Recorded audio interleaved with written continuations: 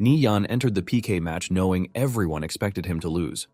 After all, Wei was a level 3 berserker, while Ni-Yan was only a level 2 thief. Even Tang was worried because the battlefield was a wide grassland, a place where a thief's stealth could easily be exposed. But Ni-Yan remained calm. The moment the fight began, he vanished into stealth, forcing Wei to search for him through the movement of the grass. Wei thought he could read Ni-Yan's position, but Ni-Yan used the wind itself to hide his movements. Just when Wei believed he had figured him out, Ni-Yan appeared behind him and struck first. Wei panicked and unleashed powerful skills to force him away, but Ni-Yan had already calculated every move. He knew Wei's attack timing, his skill delay, and even the moment his defense would open. Then Wei fired a deadly flame slash, trying to end the fight with one clean strike. Instead of backing down, Ni-Yan took the hit head-on and kept moving forward. Wei charged again, certain that victory was finally his.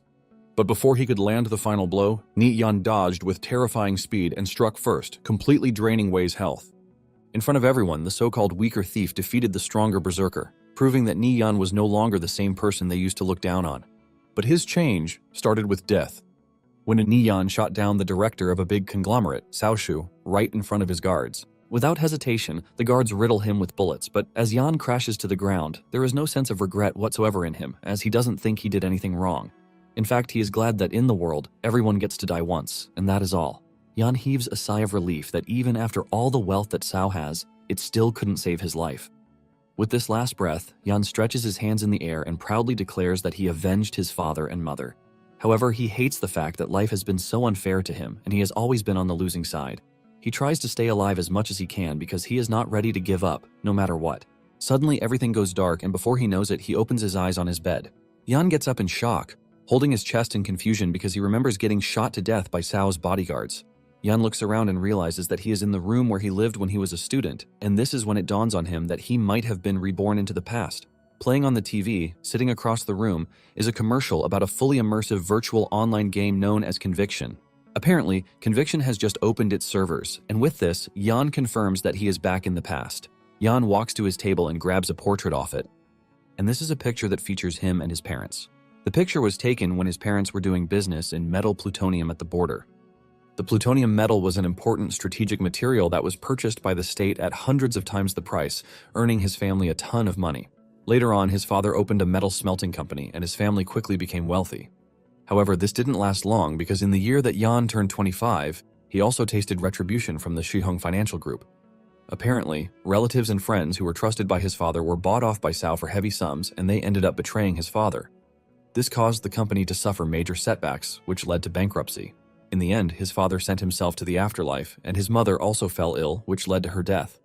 Because of his wealthy background, Yan was lazy and couldn't do anything, so he only had one choice, and this was to perish with Cao, who ruined him. However, now that he has been given a chance to start again, he is determined not to lose anything again. Talking about Conviction, it is a cross-era holographic game that changes the world, and multiple financial groups ended up entering the game in later years. Cao Financial Group also started its rise from the game. Basically, Conviction became humanity's second world, and in his past life, he was a level 180 thief. Yan checks his phone and realizes that it is the 25th of July, 2025, which means Conviction has only been open for 7 days. With this, Yan figures out that there is still time for him because at the moment, the highest level on the game's leaderboard should only be level 5. Since he has the memories from his past life, he is confident that he can surpass whoever is at the top, which means this is his greatest opportunity to turn the tables from a desperate situation. Yan remembers that, at this point in time, he still has some savings, which are enough to buy the lowest level game helmet. As Yan prepares to leave the house, everything on his mind is how he is going to get back at Cao for destroying his family, so he changes everything that happened. Later that night, Yan returns home with the game helmet, and without hesitation, he puts on the helmet. The helmet syncs with his brain, and he soon logs into Conviction. On the entry-level menu, he is asked to pick his country. Basically, Conviction is divided into 3 factions. The Lawful Good Light faction consists of the Greenland Empire and the Saturn Empire.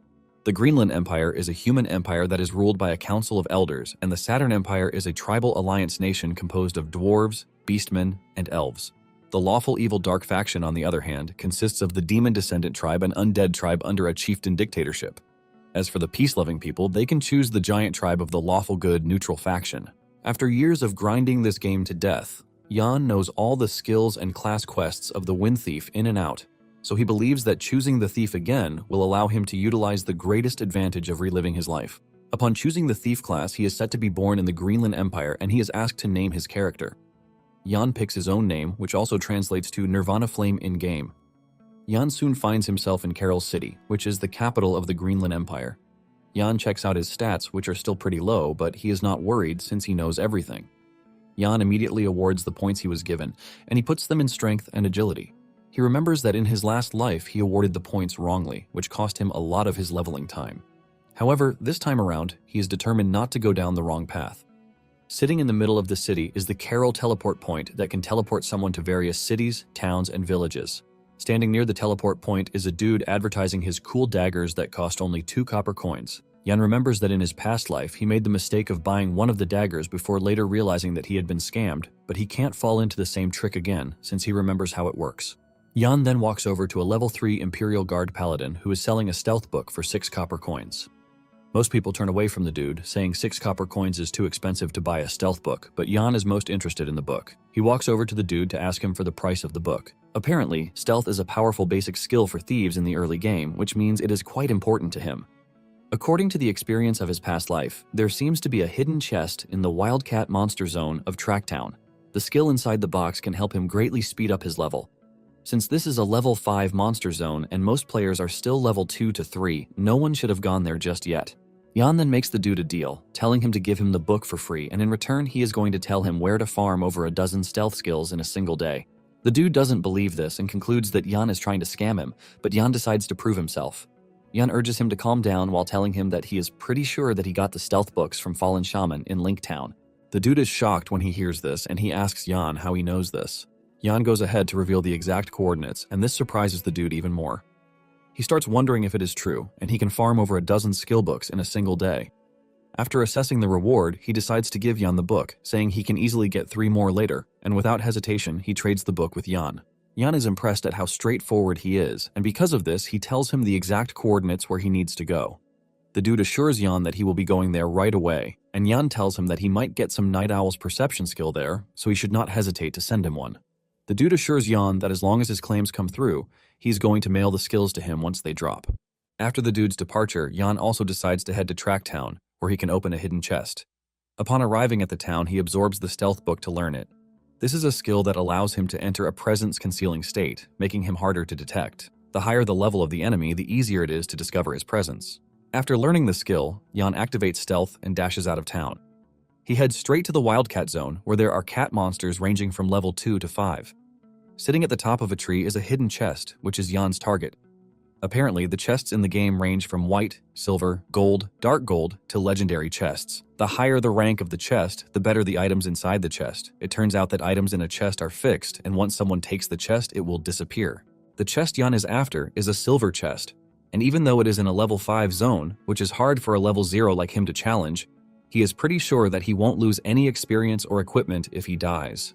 Before making his way further into the monster zone, Jan activates stealth and dashes past the monsters. As he runs through the monsters, he knows that he has to be careful because his current stealth can only last 2 minutes, and considering the fact that opening the chest also takes a certain amount of time, he figures out that his speed must be top-notch. At the same time, he can't afford to get closer to the monster cats because it is going to be easy to detect him. After doing his best to maneuver his way around the cats, he finally makes it to where the chest is sitting, and he tries his best to stay calm while opening the chest because his stealth can break at any moment. 27 seconds later, the chest opens and Jan grabs the item in the chest, which is a skill book, Vital Strike. It turns out that this is a skill that awards more lethality when attacking an enemy's vital points. As for the skill attributes, when hitting a vital point, it deals 150% damage, and the cooldown is 30 seconds. However, it is restricted to certain classes, like Thief, Warrior, and Paladin classes. With this, Jan believes that his path to the top is secured. Jan is glad that he obtained such a skill, since it can be learned at level 0, which means the difficulty of leveling up in the early game will be reduced by half. Without wasting time, he learns the skill, and just then, his stealth vanishes, which immediately alerts the cats. However, Jan doesn't really care, and he free dives straight into the cat's hands while thanking them for guarding the treasure chest for him. Apparently, once a player dies in conviction, they will lose their experience and equipment, but because he is currently a level 0 player and only wearing the beginner standard set, nothing is going to happen to him if he dies. Once he reaches the ground, he is torn apart, and he gets the notification of his death, causing him to drop a pair of beginner standard gauntlets. However, he is teleported back to the nearest town, which is Tracktown. Jan smiles while teasing the game for giving him a free express delivery back to town. With the vital strike in hand, Jan figures out that it is time he starts the second phase of his leveling up. Apparently, the second step of the plan requires 20 copper coins, but every newly created account only starts with 10 copper coins, so he needs to earn some money first. From his memories, he remembers that he can accept a hidden NPC quest in the town. Jan then heads to an NPC hunter to accept a quest to collect silver-grade giant rat skulls. After this, he talks to a farmer to accept a quest to kill 50 silver-grey giant rats. After accepting 2 successive quests, he triggered the hidden quest from the pharmacist Orr. Jan is pleased with himself because this is a secret only he knows. He accepts the hidden quest, which is to collect 21 silver-grey giant rat tails, and Jan immediately heads out to deal with the rats. He mercilessly cuts down rats, and one of them even drops an item, which is a tough leather pair of leg guards. Jan smiles because he can just sell the leg guards to get some cool cash. After an hour of slashing down level 1 giant rats, Jan finally completes the quest from the 3 NPCs. He gains 34 copper coins and 3 basic instant recovery potions. Jan is blown away by this since he didn't expect the hidden quest to give massive rewards like the instant recovery potions. Without wasting time, he lists the leg guards on the auction market. After this, he decides to head to the weapon store, and he is gladly welcomed by the store attendant, who asks him if there is anything he needs. Jan tells the attendant that what is needed is a crossbow, which is usable at level 0 and has 3 attack points or higher with 12 points range or higher. He adds that the price must not exceed 40 copper coins, and the dude immediately whips out the best crossbow that he has, which is capable of rapid fire. The crossbow comes with a triple shot effect plus 5 attack points. Although the firing speed is only 8, the rapid fire effect allows the firing speed to climb to 15 points. The range is also 30 yards and the price is 35 copper coins. Without arguing, Jan agrees to take the crossbow, and he asks the attendant to give him 9 quivers of inferior crossbow bolts with 1,000 arrows per quiver. In the end, he spends 44 copper coins, and after the deal is done, he exits the shop, leaving a big smile on the seller's face. Once he has purchased these items, Jan believes that it is time to head to the bison monster zone. And it turns out that bison monsters are level 8 monsters. Even the dude ranked first on the leaderboard cannot face the bisons, not to mention dealing with the even stronger leader among the bison monsters. Apparently, every leader is a rare monster in the game. However, with the memories from his past life, Jan is confident about killing the bison leader even with the level gap. Moments later, Jan gets to the bison monster zone and he lands on a cliff. He places himself between a cliff, which is the exact place that he wants. He immediately locates the bison leader, which has 300 HP. Thankfully, the distance is perfectly within the range of the crossbow. Jan doesn't hesitate as he fires 3 shots at the bison leader. 2 of the bolts miss, but 1 hits, and it removes 1 HP from the bison's health. The bison's health drops to 299, but Jan has successfully gotten the bison mad. Jan realizes that he can only deal 1 damage per hit thanks to the level gap between him and the bison. However, he is not worried because he brought a full 9,000 crossbow bolts, so he can grind the bison to death. Jan continues firing at the bison, missing some of his shots while some hit the spot. The bison angrily charges at Jan's location, and it tries to get to Jan, but it fails. It starts hitting its head against the rock, but Jan continues firing at it, while urging it to give up because where he is currently standing is a bug terrain that will be confirmed later in the future, so the bison has no way of attacking him. 3 hours later, Jan has used up 4,000 arrows, and the bison still remains standing even though it's now about to die. Jan doesn't give up, and he fires more shots to finally take the bison's life. Thanks to this, he obtains over 8,000 points of experience, and he advances to level 2. Jan is impressed by the amount of experience points that he was given, which is proof that killing monsters above his level gives a lot of experience. Jan then walks to where he killed the bison to see what it dropped, and after assessing it, he realizes that it is a bronze-grade dagger. He also obtains 5 copper coins, but he is not able to view the dagger's attributes. It turns out that the equipment in the game is divided into whiteboard gear, bronze grade, silver grade, gold grade, and legendary grade. Because the number of rare monsters like leader grade, sub-elite, elite, and lord grade in the game is extremely small, only about 1 in 1,000 drops equipment with attributes, which makes every piece very precious. For bronze grade weapons, they have about 20% higher attack than ordinary weapons, and they carry an additional attribute. Jan figures out that the bison leader should have dropped level 5 equipment, which means the price of the bronze dagger is at least 3 silver coins or more. Nonetheless, he knows he still needs to identify it to see its specific attributes first. Just then, he gets a notification telling him that the leg guards he put up for sale have been sold for 8 copper coins. In addition, the dude from earlier who gave him the stealth book, Flying Stone, is requesting an audience with him. Jan agrees to speak with him, and the dude yells out in excitement, talking about how right Jan was because when he went to the coordinates that he provided, it was just as he said. He reveals that 2 stealth books have dropped already, and his leveling speed is half as fast as before. The dude asks Jan if he is not too generous with the information he gave him, and Jan tells him not to overthink it. He reminds him to send him a copy of the Night Owl's perception skill when it drops, and the dude assures him that he will do that the moment it drops. He then asks Jan how he knows about all of these, and Jan replies that he played an account before, deleted it, then re-rolled as a thief. The dude is blown away by this, and he concludes that Jan's previous account must have been on expert level at least. The dude then asks Jan if he ran the Fallen Shaman Camp dungeon in his previous account because his team has tried to run the dungeon a few times but has been trashed really hard. In fact, they have almost lost all of their experience points and gear. Jan agrees to teach him, but lets him know that the full walkthrough strategy price is 2 silver coins, which is non-negotiable. The dude is forced to ask again if Jan is serious that there is a walkthrough for the dungeon, and Jan says yes. Flying Stone lights up in joy, assuring Jan that he is going to convince their captain to pay the 2 silver coins. After the meeting with Flying Stone, Jan heads to Tracktown to identify the dagger that he got. He makes his way to an appraiser who asks him what he needs to identify, and Jan shows her the dagger. The appraiser tells Jan that this will cost him 10 copper coins, and this shocks Jan. Basically, the identification fee from NPCs in the game is usually 5% of the item's recycling price, and the market price is usually 6 times higher than this. This basically means that the bronze dagger is worth at least 12 silver coins, and curious to know what the dagger holds, Jan tells the appraiser to go ahead with it. The appraiser does her thing, and the dagger's stats are displayed. It is a bronze dagger with 18 attack points. However, it can only be used by a thief, and to make it better, it has 5 additional points to its strength. From its base attributes alone, the weapon has nearly 10 points higher attack than any ordinary dagger, and the gap is enough to put his current self in an invincible position. After a quick assessment, Jan figures out that he now has the weapons, and he has also obtained Vital Strike and Health. However, he still needs the ability that will allow him to last in combat because, as a thief, if one wants to possess sustainable combat power, they often choose between pharmacy and bandage skills. In addition, health potions and elixirs are very important in battle because they allow one to quickly recover combat power, but the downside is that they are expensive. Although Jan is not worried about the money, with his experience, he knows how to make money. Because of this, he believes that learning the combat bandage skills suits him better. Jan then heads to the medicine store to purchase 2 basic underwater breathing potions. This is because Jan has concluded that the first thing he has to do is to learn the combat bandage skill. After purchasing the potions, Jan heads to Rando Lake. He turns on his stealth skill as he runs through the terrain, and this is because some players are currently engaging in a battle there.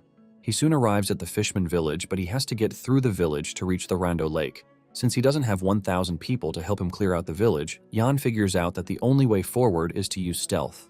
Just then, he gets a notification on the screen, which is a general announcement from the Victorious Return Guild. They inform everyone that they are about to clear the field near the Fishman village, and whoever is there should leave voluntarily. Upon hearing the name, Jan remembers them from his past life. Apparently, they are a guild that acts so arrogantly by relying on their power to bully solo players, and Jan soon finds himself running from them for months. This time around, he plans to settle the score slowly. Until then, he activates the stealth skill. Jan dashes through the village, and just as he manages to scale through the village, his stealth ends as he enters the field that leads to the lake. He soon finds himself under attack from an elemental mage who hurls a fireball at him. The dude is from the Victorious Guild, and he tells Jan to leave the area because solo players are not allowed. Upon assessing the situation, Jan realizes that he can actually take on the dude since he is alone. In order to fight a mage, he has no choice but to get into close combat with him, and this is what Jan does instead of running. By capitalizing on the 2 seconds that the mage is going to use enchanting the flame burst, Jan is able to close down the distance. He pushes his dagger into the dude's chest, immediately deleting 23 HP from his health bar. This pushes the mage backward, and he yells at Jan, telling him that he is looking for death because the area has been taken over by their guild. The dude unleashes a fire ring that affects Jan, but Jan doesn't back down as he gulps down a basic instant recovery potion. This gives him the chance to charge closer, and he launches another attack that removes 36 health points. At this point, the mage is already losing it, and he fires off a powerful blast, trying to get Jan to back off. The attack hits Jan, causing him to be pushed backwards while the mage mocks him, telling him that he is just a level 2 thief. He figures out that all he needs is 1 fireball to take Jan out, and he is confident that he is going to get it done. Just as he is about to cook his fireball, Jan reaches him within the blink of an eye, unleashing the Vital Strike to cut down his neck. The attack is so fast that it leaves the mage questioning how Jan was able to defeat him because he is just a level 2 thief who should have died after getting hit with his fireball. Jan smiles at the dude to further piss him off, and when he realizes that Jan used an instant recovery potion, he is forced to ask Jan how he got his hands on the money to buy potions when he is just a level 2 solo thief. Jan taunts him. telling him to try to find answers to his stupid questions when he finally revives in town. The dude is then teleported back to town, and he drops his bronze staff, which is worth at least 10 copper coins. Jan also figures out that he can't stay too long in the field because the victorious guild will soon be on him. Just as he predicted, the other guild members soon figure out that their guild member is dead by the lake. Without wasting time, they rush toward the lake with Jan in their sight. One of them lunges toward Jan with his greatsword, aiming to cut Jan down in one strike, but Jan leaps out of the way at the last second. Even the attacker is shocked at how fast Jan is, and as he moves closer to the lake, Jan swallows the underwater breathing potion. The dude closest to Jan figures out that he is trying to escape into the lake, and he orders his men to stop Jan with everything they have. They put everything they have into chasing Jan down, but Jan's survival depends on escaping, and he's not about to sit around for them to catch him. Jan is able to leap into the lake before they can get him, and since they don't have any underwater breathing potion, they can only watch as he escapes. Since the defeated member has respawned, they ask him what Jan's name is, and he is the one who reveals that it is Nirvana Flame. The leader of the guild threatens to tear Jan apart the next time he catches him. Jan, on the other hand, is still progressing underwater, and he soon finds a treasure chest that is sitting in the lake.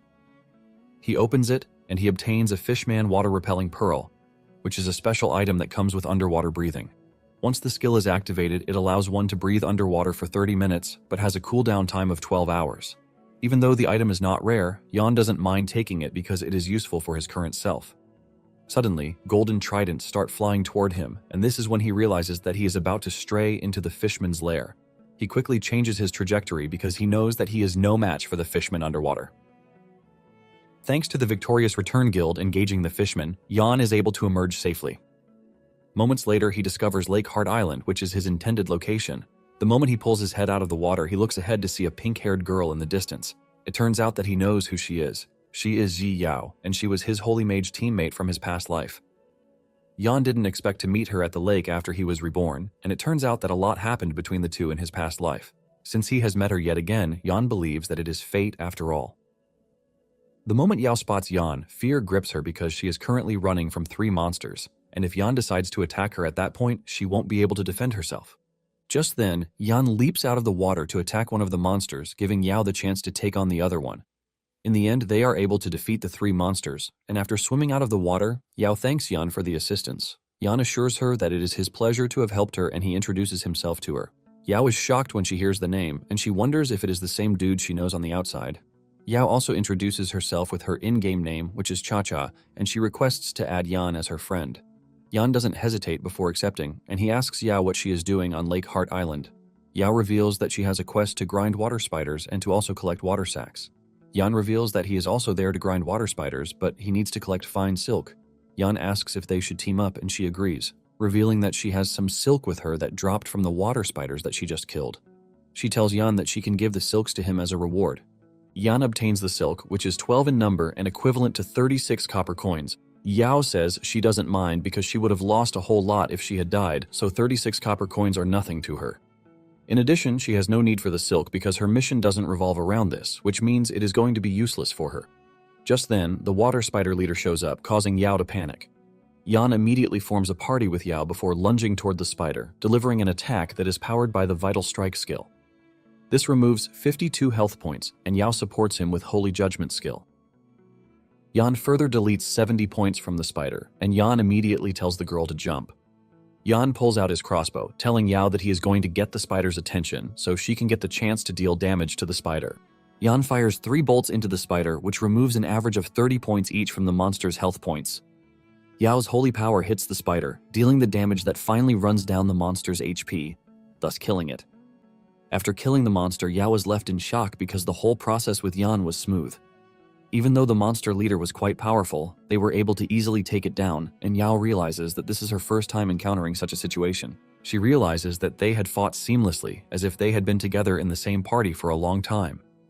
Jan notices that she is carried away, and he asks her if there is anything wrong, and she replies that nothing is wrong.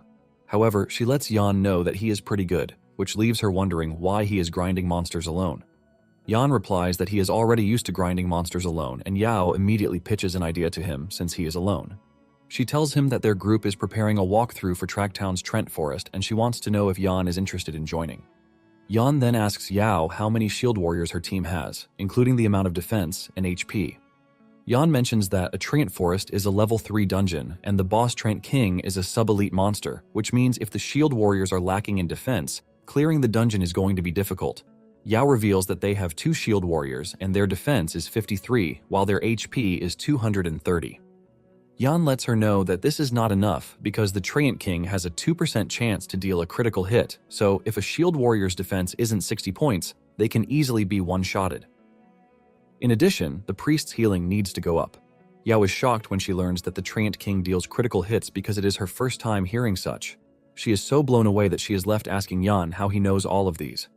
Yao then reveals that her team has been preparing for many days, so they can't give up halfway. Yao mentions that to get defense to 60 points, they are going to need to get at least one piece of bronze defense gear, which is quite difficult. Yan then tells her that there is another way out, and this is to let him take command of her team. Yao is shocked to hear this, and she tells Yan that she is not doubting his strength, but it will be hard for her to convince everyone on her team. Nonetheless, she assures Yan that she is going to try her best, and after this, they decide to check out the loot that the monster boss dropped. Yao then shocks Yan by using her appraisal skill, and the first set of equipment they appraise is a mage's equipment, so Yan gives it to her. Yao asks him what he is going to take, and he replies that the boss dropped a thief skill book called Assassinate, so he is going to take this and the fine silk. Yao is glad that Yan got something nice too, so she won't have to hold back in taking the loot that he gave her. Just then, the game informs the players to log off because the game will be closing its servers in 3 minutes. This forces the two to say their farewell, and moments later, Yan opens his eyes in his room. He realizes that it's already the morning of the second day. Even though he is not leveling out at that moment, Yan figures out that he has to exercise his body. In addition, Cao will have a lot of bodyguards around him, so he can't allow himself to be in a vulnerable position. Yan steps out and he loses concentration, which almost costs him his life as Truck Kun almost awards him another rebirth. Just then, the pink-haired girl, Zi Yao, rushes over to check on Yan. Zi Yao pulls him, berating him for acting so recklessly, which has caused him to start bleeding. She tells Yan to wait while she gets the first aid from her car. It turns out that Jia Yao is Yan's deskmate and also his greatest regret from his past life. Thanks to his weak personality, he was unable to express his feelings to Jia Yao. In the end, she was targeted by Cao after he found out that they were close, which caused her to have a severe mental illness. After applying the first aid, Zi Yao berates Yan, telling him to stop being reckless, but Yan can't stop looking at her beautiful face. Jia Yao soon gets in her car to leave, but as she enters her car, she starts wondering if Yan is the Nirvana Flame whom she met in the game. This reveals that Zi Yao is Cha-Cha in the game, but she doesn't want to believe just yet that Yan is the same person as Nirvana Flame. On the other hand, seeing Yao makes Yan happy, but he knows that he has to be ready, or else Cao will destroy everything he holds dear. He figures out that he has to get really good at the game, which is the only way for him to change his previous fate. Just then, he gets a call from a dude named Tang Yao, who yells at Yan for disappearing for 2 days. Yan manages to brace himself before fully answering the call, revealing how happy he is that Tang is still alive. It turns out that Tang is Yan's best friend, and in his past, when he fell into the abyss, Tang was the one who risked being detected by Cao to support him, to make his life easier. However, Tang loves women, and in his past life, he fought with someone in a bar over jealousy, which provoked a big shot with monstrous power, causing Tang to be beaten to death and dumped in a dark alley. However, in this life, Yan has no intention of allowing this to repeat itself. Moments later, Tang and Yan meet up, and Tang hugs him tightly like his boyfriend. He asks Yan if he is playing the new game, and Yan reveals that he is currently level 2. Tang commends him, telling him that he was able to rise quickly, and he suggests that they head to the PK while revealing that he is a level 3 arcane mage. Apparently, the PK bar is a game entertainment club where players can use their own characters to engage in competitive player kills. However, this kind of player kill doesn't affect the game progression. Nonetheless, it is always accompanied by things like wagers, which usually revolve around 1 or 2 pieces of equipment from the game. To make it worse, Tang loves to gamble, but he always loses. Upon entering the bar, they run into a loudmouth, Wei Kai, who teases Tang, asking him if he is there to dash him free money again. He is surprised that Yan also escorts Tang, and he taunts Yan, asking him if he didn't get enough punishment the last time. Tang assures Yan that he has nothing to worry about as long as he is there, but Yan doesn't even budge. Wei also notices this, and he starts wondering what has changed inside Yan because he looks so calm. Without wasting time, Tang tells them to get in the game, and he suggests that they wager 200 per round. Wei agrees, and they both put on the helmets to engage in battle. Yan figures out that Wei is a level 3 berserker who has learned charge, which means the whole thing is a disadvantage to Yan. As if this isn't enough, the terrain for the battle is plain terrain, which means Wei won't be able to dodge. Yan immediately concludes that his friend is going to lose the battle, and just then one of Wei's lackeys, Shifeng, suggests that they have their own battle too. Yan thinks about it for a minute before agreeing, and he lets the dude know that he will only play one round, but he wants a huge wager. This pisses off the dude who yells at Yan, telling him that he is going to teach him a lesson for being arrogant. Since he has 700 with him, the dude suggests that they make the wager 700. Moments later, the two log in to take on each other. The venue for the fight is the bamboo forest, and Yan shocks him by activating stealth. Before he knows it, Yan vanishes out of his sight, but instead of freezing up, Shifeng gets into a defensive position, waiting for Yan to slip up. Before he knows it, Yan appears above him, and with no time to react, he gets cut in the neck, which immediately deletes 40 HP. Feng frantically swings his sword in reaction to this, while wondering how Yan was able to appear behind him. With Feng's strike missing the target, he leaves himself open, and Yan finishes him off with the vital strike skill. Those who are watching from the outside are shocked when they see Feng lose to Yan so quickly. Yan, on the other hand, didn't even feel anything from the match because he considers playing against a level 2 ranger as straight-up bullying. Feng, on the other hand, is left wondering how Yan moved past him so fast to deliver a one-shot kill that ended everything pretty fast. Feng starts wondering when Yan became so decisive because he remembers Yan as the submissive kid that they beat up to their satisfaction. On the other hand, Tang has lost to Wei twice, but Yan isn't surprised. Tang says he lost because Wei had obtained an anti-magic aura, but Yan lets him know that it is not as powerful as he thinks. He tells him that as long as he times the magic release right, fighting a berserker like Wei is pretty simple. Tang agrees with him, but he is surprised at how much he knows. While he is busy asking Yan where he learned his newfound knowledge, Yan pulls out a wad of cash to show off. Feng is pissed when he sees this, and he yells at Yan, asking him why he is so arrogant about the whole thing. He rushes toward Yan, aiming to punch him in the head to teach him a lesson, but Yan easily grabs his arm and smashes him to the ground really hard. It turns out that Yan went through a bit of training in his past life, so he could easily deal with Cao. Tang is shocked as he watches his friend smack Feng to the ground like it's nothing. At this point, the other lackeys start to fear that Yan is going to beat them up if they mess up. Wei also notices that Yan is now a different person from before. The others want to rush in, but Wei stops them. Wei asks him how he was able to beat Feng, and Yan reveals that they only played a small round, but he was pretty weak. Wei then asks Yan if he is interested in playing around with him, and Yan replies that he can, but he won't if the stakes are too low. Wei replies that he is willing to bet 1,000 a round, and he wants them to go for 3 rounds in total. Tang protests this decision, reminding Wei that he is a level 3 berserker while Yan is a level 2 thief. However, Yan cuts in, telling Wei that he would only agree to play with him for 3,000 a round. Wei agrees to this because he doesn't believe that Yan has what it takes to turn the sky upside down.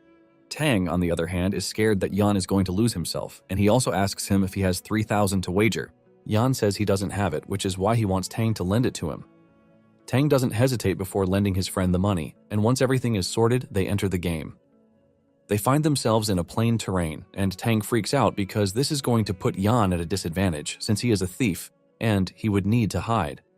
Wei tells Yan that he is willing to agree to a change of terrain if he thinks this one is not favorable, but Yan tells him that it is fine. Yan tells Wei that the grassland is okay, and without further ado, he activates stealth. Yan vanishes, leaving Wei to try to figure out where he is. While moving around, Yan figures out that the grass will expose his position, and Wei will be able to judge his movement based on the grass. To prevent this, Yan figures out that he would have to use an external force. As for the external force that he is going to use, Yan picks the wind, and as he moves around, the wind disrupts his path, making it hard for his path to show on the grass. Wei was already tracking Yan until this happened, and he finally lost him. To prevent Yan from getting close, he swings his sword frantically, but he hits nothing. Wei starts sweating because this is the first time he is going up against a thief who uses the stealth skill to such an expert level. Suddenly, the wind stopped, and at this point, Yan was already behind Wei, but he decided that he was going to wait until the wind moved again before making his move. At the same time, Wei figures out that Yan is moving slowly in stealth mode to prevent any flaw in his plan. According to Wei's calculation, he believes Yan is currently in front of him, but he soon finds out how wrong he is when Yan hits him from behind, deleting 35 HP from his 165 HP. Wei screams out in frustration, and he angrily swings his big sword to get Yan away. Yan is able to leap away to avoid getting hit, while Wei is left wondering when Yan showed up at his back. Wei then resorts to a more forceful approach by unleashing a whirlwind attack that hits Yan, reducing his HP by 9 points. However, Yan is not worried about this because he is already thinking of the next step. He He knows that the two skills that Wei just used will cause him to have a backswing animation of about 1 second, which is enough for him to create a path to victory. Yan then dashes toward Wei before he can raise his sword from the ground, and he delivers a fatal strike to Wei's chest to remove a whole 96 points, while those who are watching are left in awe. With just 34 points left, Wei frantically launches a flame slash, which is perfectly aimed at Yan's neck in an attempt to finish him once and for all. When Tang sees this, he panics in fear because he knows his friend is done for if he is struck with the flame slash. Yan also knows that Wei is trying to take away his close combat advantage by using the flame slash, but Yan is not worried because he would still be alive even if he gets hit with the attack, since his HP is still high.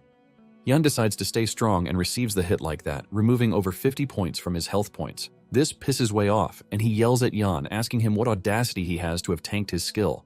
Wei becomes aggressive and he lunges at Yan with a charge skill, which leaves Tang in fear because if he gets hit, he is going to be stunned. At this point, Wei's lackeys are already smiling, believing that the fight is over. However, Yan dodges the strike with his insane agility, and with Wei quite open, Yan uses the opportunity to descend on him, delivering a fatal strike that completely depletes his health points. Yan also got hit, but he didn't mind, since he struck first and achieved his goal, which is to take Wei out.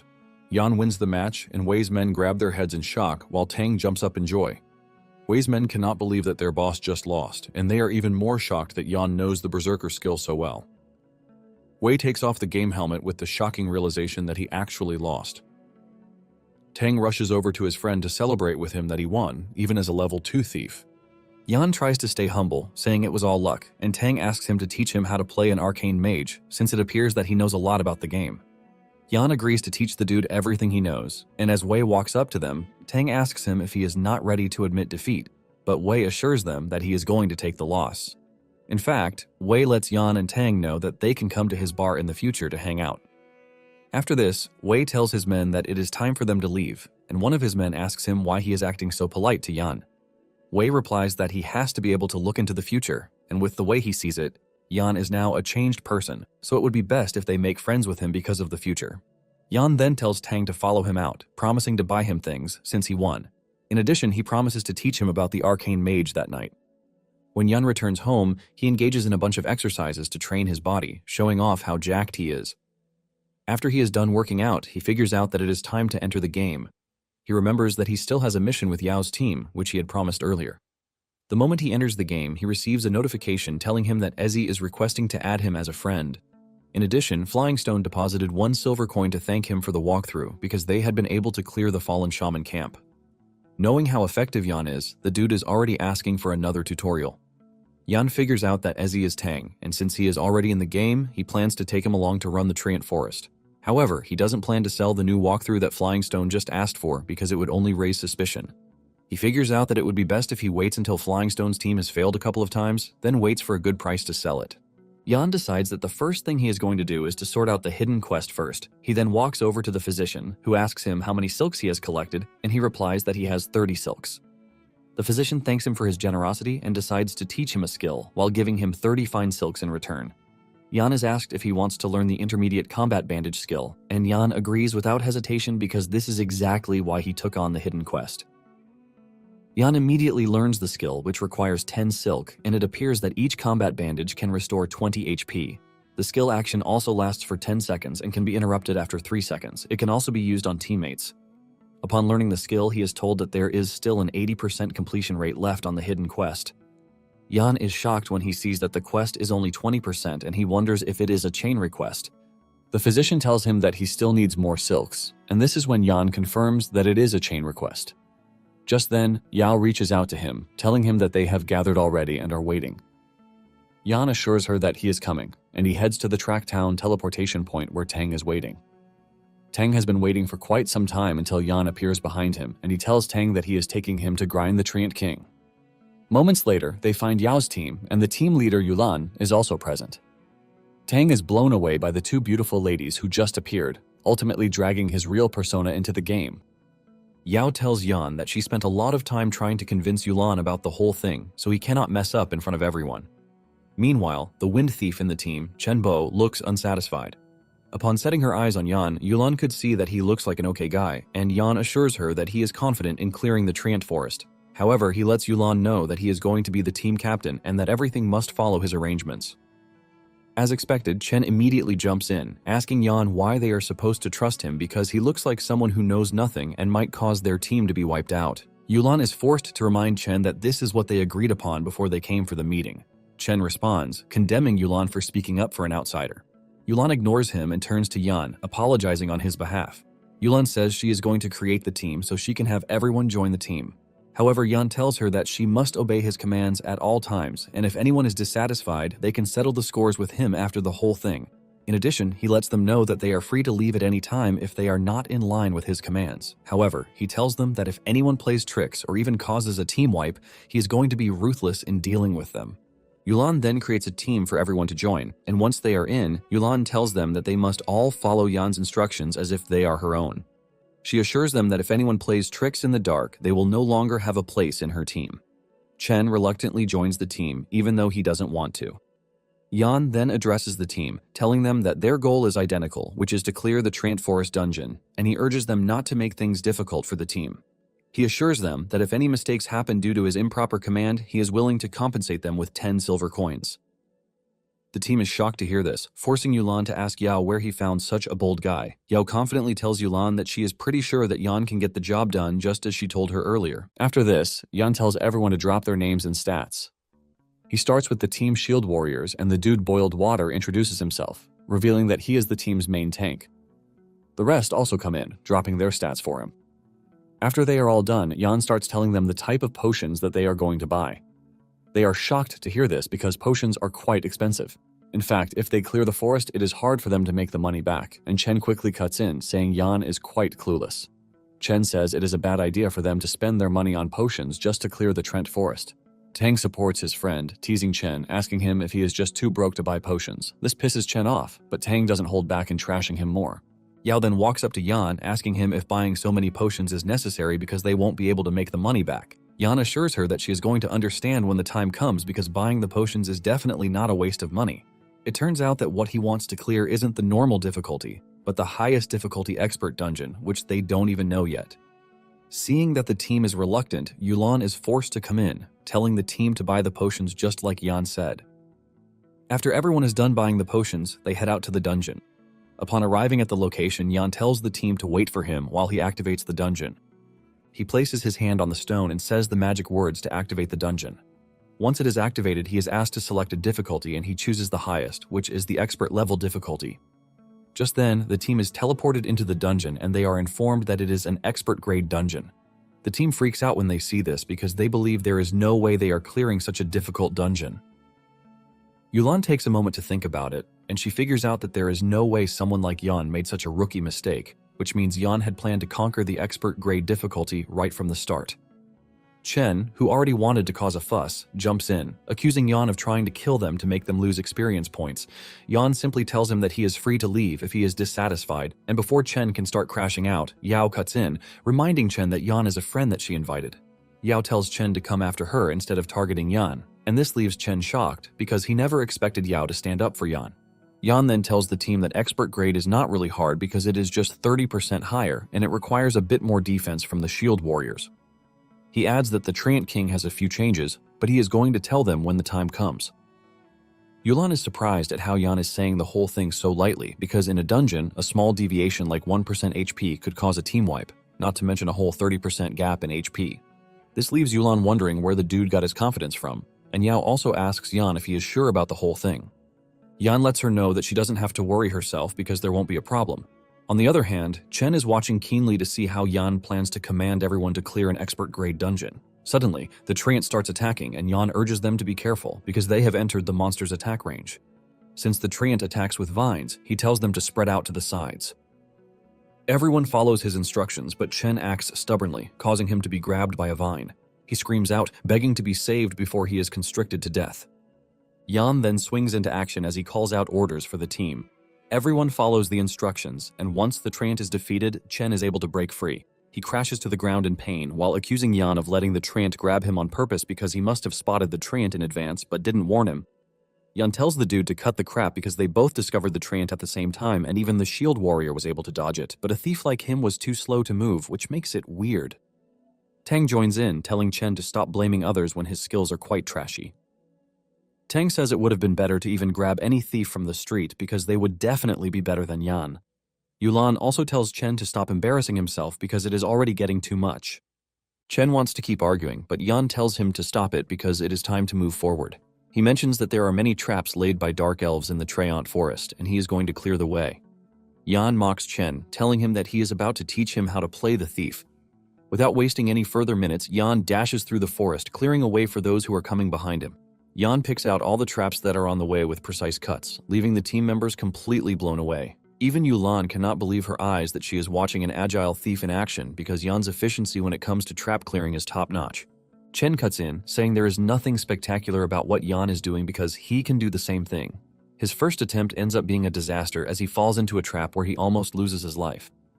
Thankfully, Yan grabs him just in time to pull him up. Yan dunks on him, telling him that he is the worst thief he's ever met. But Chen argues that Yan was the one who set him up because he clearly saw the trap and just walked past it. Tang scolds the dude, telling him that he is an ungrateful idiot because he definitely would have died if Yan didn't save him. Yan reminds the dude that he was the one who stepped into the trap himself and he didn't push him in.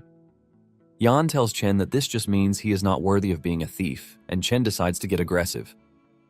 Chen pulls out his dagger and rushes toward Yan, demanding a duel, but Yan easily grabs the dagger. Yan easily throws the dude off, telling him that a duel with him will be too much, so he should call a few more people to help him. Yulan quickly steps in, telling Chen to stop whatever it is that he is doing because he clearly stepped on the trap himself, so he is not allowed to take his anger out on Yan. Yao adds that Chen should be grateful that Yan saved his life, and Yao expresses her disappointment in the dude. Chen still tries to argue about the whole thing, while reminding his teammates that they have been together before Yan came in, so they are not supposed to speak for him. The shield warrior tells Chen to keep his mouth shut because Yan has not done anything, and Chen has been the one targeting him. Seeing that everyone is against him, Chen decides to pull out, saying he would like to see them clear the dungeon with Yan leading them. After his departure, Yao apologizes to Yan for what happened, but Yan assures her that it is fine because it is better they continue without a troublemaker. With everything that has happened, Yan realizes that it would be better if he grinds dungeons with his own team in the future. Yulan then suggests that they put everything behind them and continue with the mission. 30 minutes later, Yan returns to tell the team that their path has been blocked by a wall of Trents. Apparently the Trents are 18 in number, and Yulan panics because there is no way they are handling such numbers. Yan assures her that he is not stupid enough to make them fight many Trents at once. Yan then leaps into a treetop, and he whips out a crossbow with the aim of pulling the Trents' attention to himself.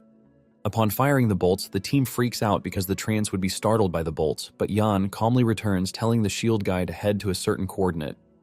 Surprisingly, Yan is able to pull their aggro by hitting different locations with the bolts, leaving Yulan completely overwhelmed. This is something that she's only heard of in legends, and she asks Yan where she managed to find a legendary master because he was able to lure away most of the Treants. Yulan calls this a huge test of a thief's eyesight and agility that even elite thieves on the leaderboards would find hard to achieve. She mentions that their team's survival rate would have increased by at least 30% if they had Yan from the very start. Even Yao cannot believe that Yan was this amazing. As they prepare to engage the Treant, Yan tells the shield warrior to block a Treant and remember to keep his center of gravity steady so the Treants can't do anything to him. Yan and the others engage the last Treant while the shield warrior stays with the Treant on aggro, and he is surprised that Yan's suggestion actually works. Moments later, they are able to take down the Treant they are fighting, and they divert their attention to the one the tank is holding down. Surprisingly, the Treant that was defeated drops a loot, which is a mage's gauntlet.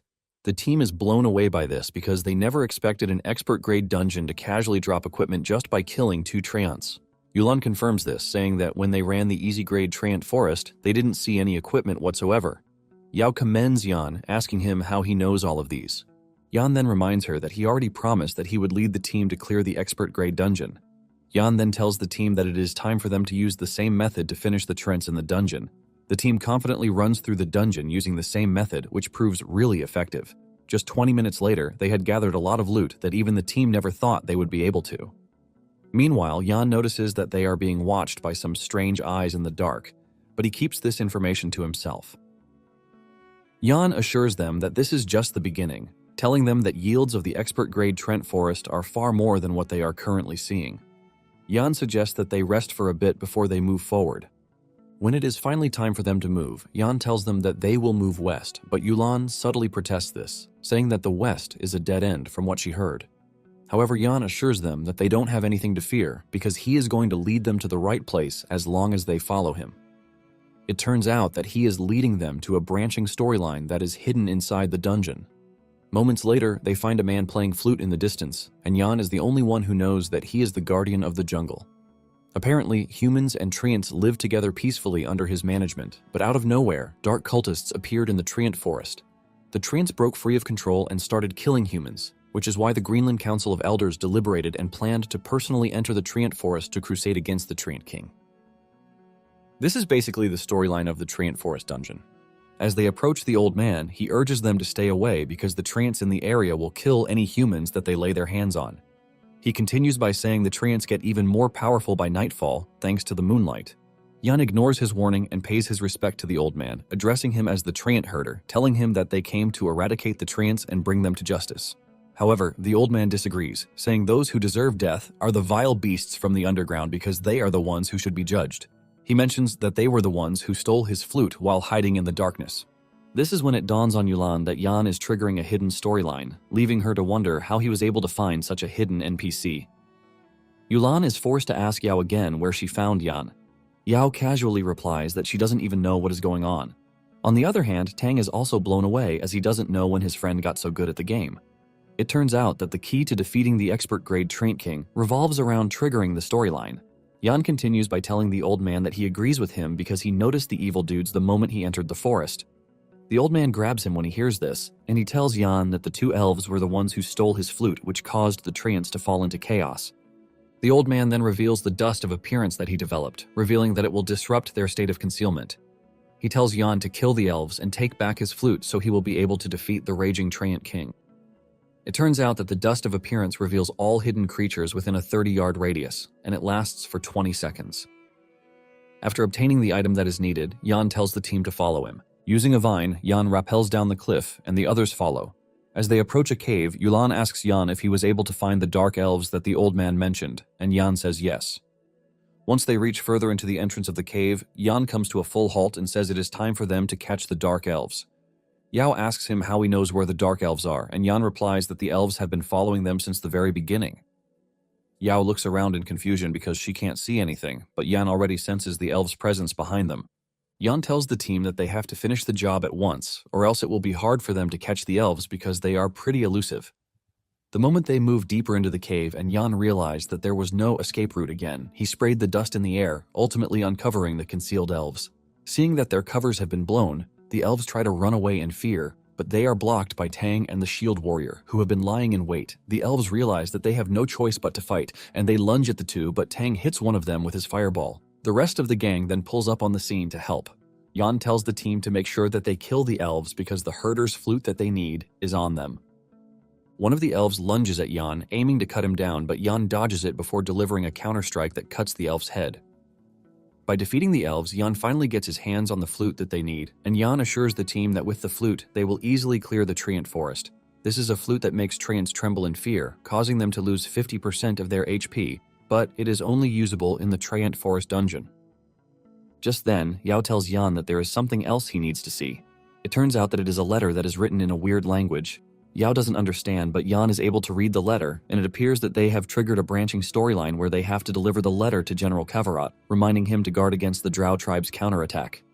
Yao asks Yan what is written on the letter, and he explains to her, leaving the entire group totally surprised. They know that they are also going to be rewarded for this quest, and they are already imagining something huge. Yan gives the tank the flute, telling him that he will be the one to use it when the time comes, since he is the team's tank. The dude is shocked when he realizes that the flute gives an additional 300 HP, which means he doesn't have to fear when he faces the Treant King.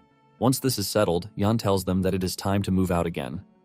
Tang commends Yan, saying he's gotten pretty good, and because of his skills, he's been able to turn around the team's bad attitude towards him. The moment they step back into the forest, they start engaging treants again, and they acquire loads of rewards in the process. They find a good shield that Yulan immediately offers to buy from Yan, and Yan tells her that he doesn't mind because the only loot he wants is the thief equipment. In addition, he wants the Featherfall jewel from the Treant King, but the others can be sold with the money sent to him. Moments later, the ground erupts, and the Treant boss emerges from underneath. Yan urges the team to be careful, and he tells them to get into formation. He tells the tank to move up, while the others wait for him. The Treant leader is too tough with 10,000 health points. The Treant King unleashes its aura, telling Yan and his team that it is going to kill them. It hurls a big vine at Yan that he manages to dodge, but the monster continues attacking him. The rest of the team watches as Yan easily dodges the attacks thrown at him, leaving them in awe. Once Yan believes that he's gotten the monster's attention, he tells the tank to go ahead with the plan. Boiled water hits the monster with his shield, which only removes 36 health points, and this is when the dude realizes that the monster's defense is not to be joked with. While Boiled Water is dealing with the monster, Yan orders the mages to attack, and they all launch a full-on assault on the Treant King. The mage's attack deals a lot of damage that removes a lot of health points, but this is still not enough to take down the monster. Yan then tells Boiled Water to use the flute, and the moment he does this, it removes the Treant King's stats by 50%. Once the monster is at a disadvantage, Yan tells the mages to use fire magic instead of ice magic because the Treant King is resistant to ice magic in some way. Tang agrees to this because it is his strong suit, so it is his time to shine. While Tang is taking on the Treant King, Yan rushes over to one of the priests to ask her if she's learned the Dispel skill, and she says yes. Yan is glad to hear this, and he tells the priest to pay attention to Boiled Water because the Treant King will soon use a Fear skill. Once the Treant King uses the skill, Yan tells the priest to use Dispel immediately. Yan notices that the priest is nervous, and he urges her to chill out, letting her know that he is going to tell her when it is time to cast the Dispel skill. Just as he predicted, the Treant King uses the Fear skill, but the priest is already up for the task, and she casts her Dispel skill to take out the Fear skill. The priest is blown away when she realizes that she actually has the power to do it. At this point, the Treant King's HP has depleted to just below 3,000 points. Realizing that it is about to die, the Treant King goes berserk, pushing the team backward. However, Yan tells Boiled Water to switch to his defensive stance. This is able to stop the Treant's advance, and Yan tells the team to consume their magic potions to heal. Everyone immediately does as told, and they return to their optimal state. However, Boiled Water is the one getting all the damage from the Treant's attack. Just when he is about to be crushed, the healing effect comes into play at the right time, taking him out of the tight spot. Boiled Water realizes that he would never have been able to withstand the Treant King's damage if not for the flute and the healing that came just in time. Boiled Water also consumes the potion he has with him, and it finally dawns on him that the potions that they bought were for this exact moment. With everyone rejuvenated, they are able to push harder against the Treant, and Yan tells the mages to focus on fire so that they can instantly kill the Treant monster.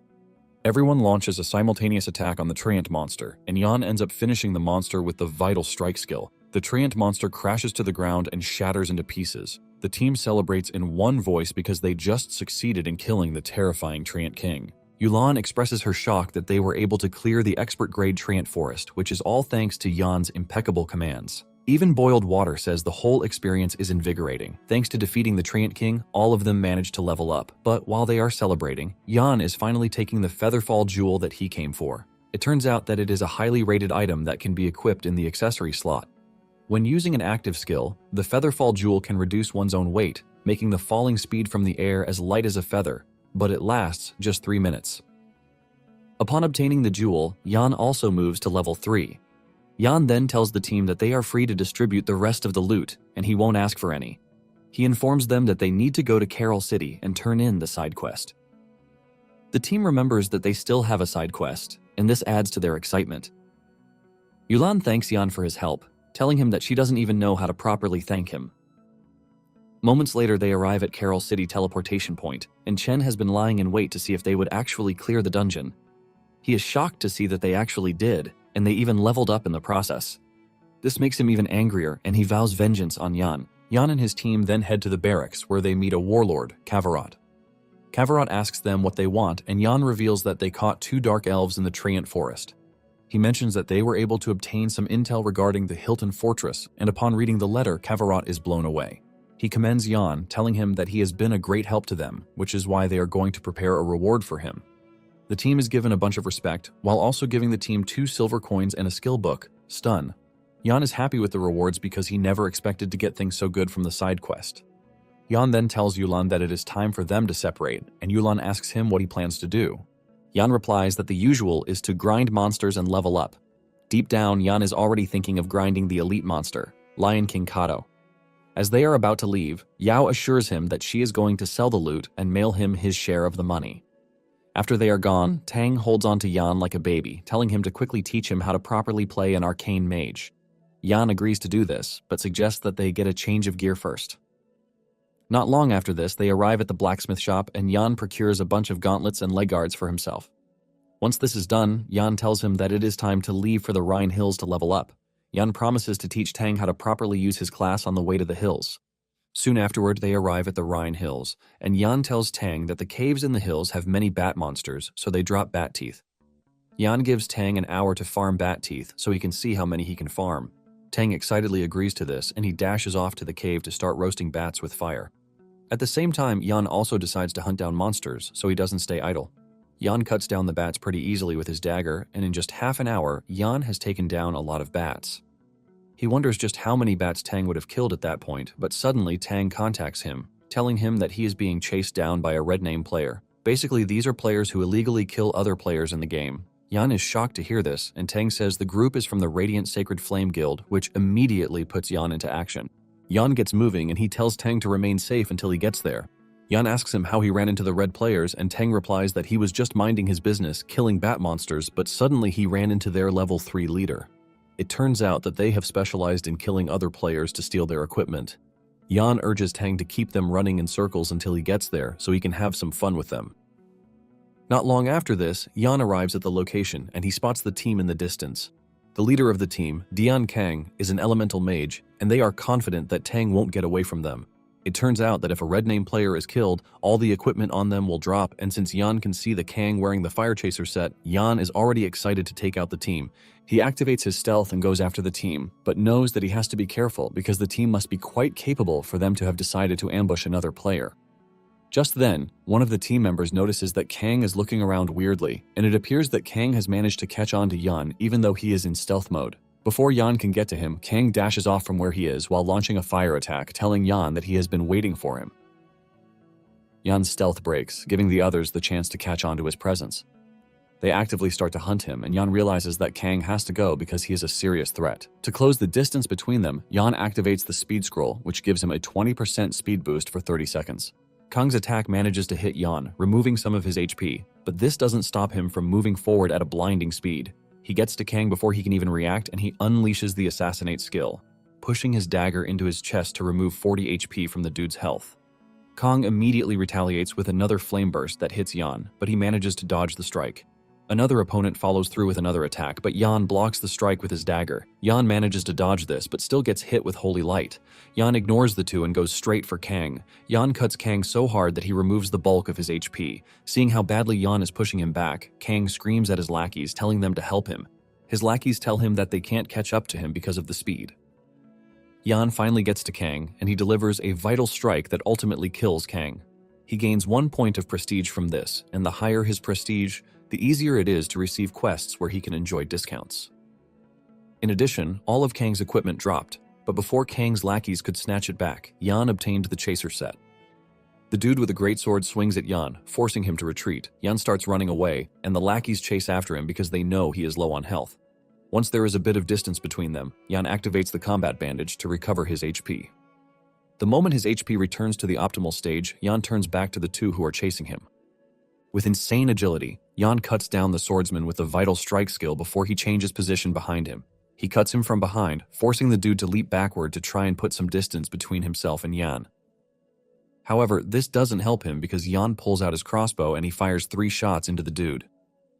The dude realizes that his HP is about to run out and he turns around in an attempt to run away. However, Yan closes down on him in no time, cutting him down from behind. The dude drops his loot, and Yan obtains this too.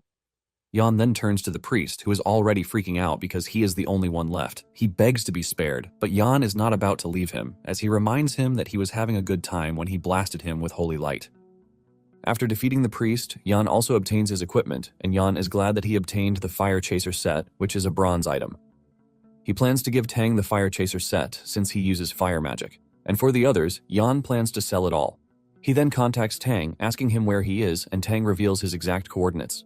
Yan assures Tang that he is going to rush over to him right away. Just then, Tang gets a notification that Yan has the Fire Chaser set for him, and Tang freaks out in shock.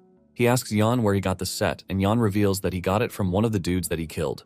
Tang is left in awe because of how impressive his friend is. In fact, he is ready to die at that moment because he has gotten his hands on some good loot. Yan then tells Tang to wait for a few minutes because he has to take down a bunch of the bad guys. Meanwhile, Kang's subordinates get the notification that their comrade is dead, and this shocks them to their bones since Kang is pretty strong thanks to the chaser set. They also freak out when they realize that Kang must have lost his gear. The group assumes that Kang must have died at the hands of a group of people. Just then, they learn that the person who killed Kang is just a single thief. They don't want to believe their ears when they hear this because Kang is pretty strong. The team holds their heads in fear because it is not understandable to them that a level 3 thief single-handedly wipes out Kang and his team. The team leader then tells his team that Kang himself was the one who confirmed the whole thing. Thanks to Kang's update, they are able to learn Yan's name. It turns out that the guild has issued a kill order on Yan, and whoever kills him will be rewarded with 5 silver coins. Unknown to them, Yan is actually stalking them and he can hear everything they are saying. Yan is surprised that they placed such a huge amount of money on him. At the same time, Yan is interested in seeing how they plan to hunt him down. Yan then activates his stealth skill to secretly follow the group. Just then, they hear a rustling noise in front of them, and just as they are preparing to engage what they believe might be Yan, they are shocked to find out that it is none other than a horned deer leader. This is also a big problem that they have to deal with at that moment, but this provides the perfect chance for Yan to sneak up on them. The leader of the group, who is a tank, rushes toward the deer and urges his team to support him. He blocks the deer's path while the others slash the deer repeatedly, reducing its health points. Meanwhile, the mages are providing support from behind, and suddenly, one of them gets taken down. Yan delivers fast-paced attacks that cut through the two, and even when one of them tries to drink a potion, Yan cuts him short, deleting his head before he gets the chance to do so. The other is stunned, and Yan uses the opportunity to go after him, but the dude blocks Yan's attack with his staff. Meanwhile, the leader of the team notices that they are not getting buffs from behind, and when he turns around to assess the situation, he realizes that they are being ambushed by Yan. Since they are getting attacked on 2 fronts, the team leader suggests that they finish off the deer before they go after Yan. While the team is busy taking care of the deer, Yan has finished off their buffers, and at this point he is left to face the team. However, he figures out that the trio that is left are melee fighters, and even though they don't have much health left, it is riskier than a 1 versus 1 situation. The team leader is pissed when he realizes that Yan has now killed 5 of their guild members already, and he tells his teammates that he has called for reinforcements already, so they just need to hold out a bit. Seeing that the trio is reluctant to take him on, Yan decides to use it to his advantage, telling them that he would leave. The team leader then tells Yan that his plan to split them up so he can attack them individually will not work. Yan immediately figures out that reinforcements will soon arrive, so they are trying to stall him. Yan then turns around, telling the team that he is going to play with them next time. He dashes off, forcing the trio to chase after him to try and prevent him from escaping, since reinforcements are already on the way. However, they end up missing him because he is just too fast. Yan creates a great distance between them because he understands the terrain more than anybody else, so there is no freaking way that they are going to catch him. Once he's escaped, he decides to go into the cave where Tang is hiding. In no time, he arrives at where Tang is hiding out and he shocks him by suddenly appearing out of nowhere. Yan then tells him to quickly put on the fire chaser set, which he obtained from Kang. Without hesitation, Tang puts it on, and he immediately receives a buff, which impresses Yan because he believes that Tang finally has the right equipment to challenge high-level dungeon quests with him. It turns out that there is a silver treasure chest in the spider cave, and this is where Yan wants them to head. Yan makes his move, while Tang follows from behind. He clears the way with his crossbow and bolts, taking out spiders pretty easily. Tang also does his part by burning the spiders to oblivion. Tang is so impressed by his new equipment because it allows him to take down monsters who are even above his level. With their insane teamwork, they are able to cut through the cave until they finally reach the cave where the treasure is sitting. Tang is surprised, and he asks Yan how he knows that there is a treasure there, and he lies that he saw it in passing while he was looking for him. Tang then tells Yan that there is a problem because they don't have the lockpicking skill, but Yan assures him that this is not a problem since the game was developed thoughtfully. Yan reveals that beside a treasure chest there is always a key to open it, and suddenly, the spider leader shows itself. Tang freaks out when he sees the giant monster because it is a level 5 monster, and he starts asking Yan what the plan is. Yan simply replies that the plan is simple, and it is for them to kill the leader. Tang acknowledges and launches a giant fireball at the spider.